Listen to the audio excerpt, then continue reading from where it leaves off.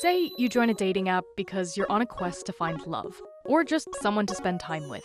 You may think you're freely roaming the market. But behind the scenes, companies are creating new paywalls to profit off of what is for some a shrinking number of paying users.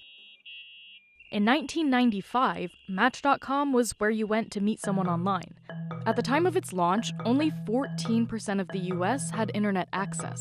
Today, half of all relationships that started online began on a Match Group platform. The dating app industry is now worth more than $5 billion, with nearly 350 million users across different apps worldwide. But people are getting tired of swiping, and downloads are falling.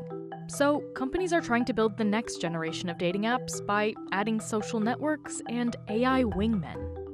We can see some backlash against pure dating apps. Generative AI will fundamentally change how dating online works. Do I think people will be swiping in 5 years' time? No. This is the economics of dating apps. Match Group now owns and monetizes a big portfolio of dating apps, including Tinder, Hinge, and Plenty of Fish. Across the industry, there's something for everyone, whether you're looking for a casual hookup, a polyamorous relationship, or someone with facial hair. Most apps today use a freemium model, where part of the platform is free, but you have to pay either a subscription or one-time fee to unlock certain features, like unlimited swipes or new cities.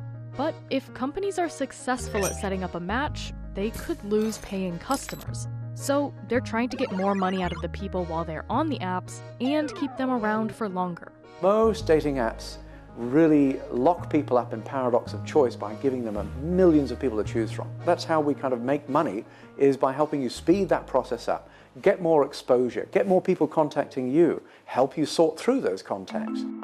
But the number of people willing to pay for the world's most popular dating app has been shrinking for 6 quarters now. We have heard loud and clear that some users, especially the Gen Z cohort, are looking for more from their dating apps. Tinder has 50 million monthly active users. It brought in $1.9 billion in annual revenue last year and invented the now famous swipe right mechanism. To try and bring in money from users while they are on the app, Tinder currently offers a range of subscription tiers and one-off purchases to unlock things like unlimited swipes and being able to see who likes you. So they did a really great job for a long time, and I think what's happening right now is that people want to graduate. They'll be on a Tinder, they'll hang out there, that's their go-to, but then they'll look for something else. They'll realize there's a particular thing that they want, and it could be that they want a long-term relationship, in which case they'll go to a Hinge. Hinge was created in 2012, the same year as Tinder. It was also bought by Match Group. It now has more than 10 million users and an annual revenue of $396 million. This app isn't afraid of losing users. In fact, it's made it part of its marketing strategy. While Tinder has been struggling to retain paying users, Hinge has seen a 31% year-over-year increase in people who pay for the app. What Match has done quite well is buy other properties that then people will go from a Tinder to one of their other properties. And that's the magic. Having a portfolio of dating apps, that's really the ideal business model. The companies who don't own a portfolio of different apps are taking another strategy, keeping people online even after they meet someone. Enter Grindr, the so-called gayborhood in your pocket. One of our straight counterparts kind of classifies itself as like the app to be deleted, right?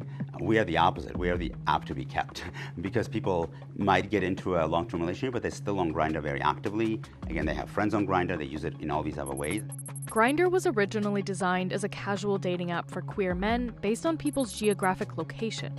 It's grown from one of the first mobile meetup apps to a platform of more than 13 million monthly users with $260 million in revenue. To keep users on the app, Grindr is paving new pathways to profitability by developing features around the ways people are already using it, like for gay-friendly travel tips and healthcare information.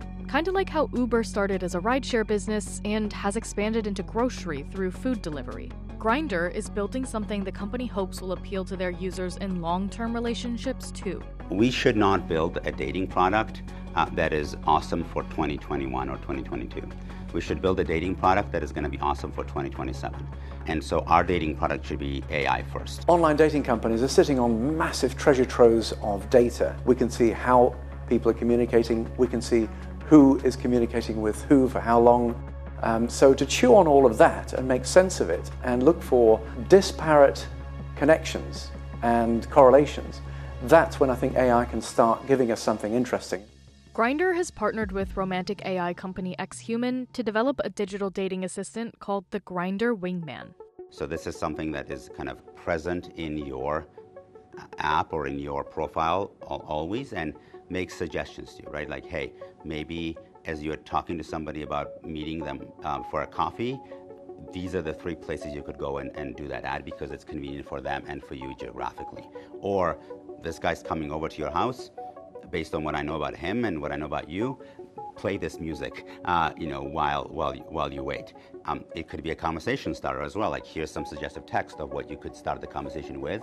There's no official plans yet, but Grindr's AI features could one day go from wingman to actual companion. Obviously, we want to solve loneliness for people in real life, first and foremost, and that's what Grindr is really good at.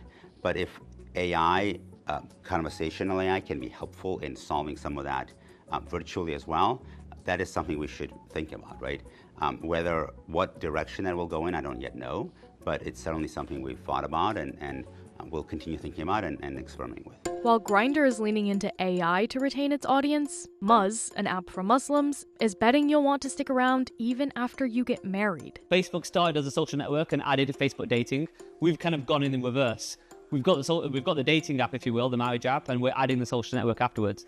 Muzz is an app for Muslims who want to get married. It has more than 1 million monthly active users and more than 20 million in annual revenue. There's a ton of different features unique to the Muslim dating experience, including allowing for a chaperone on the app and letting women decide when men can see their photos. I think one thing that we consciously do is remind ourselves why we exist, and effectively, for me, why we are not a Tinder and a Bumble. For Muslims, getting married, finding your life partner is such a big part of our life, our culture, and even our religion, right? So it's deemed as being half of your faith is in finding a partner.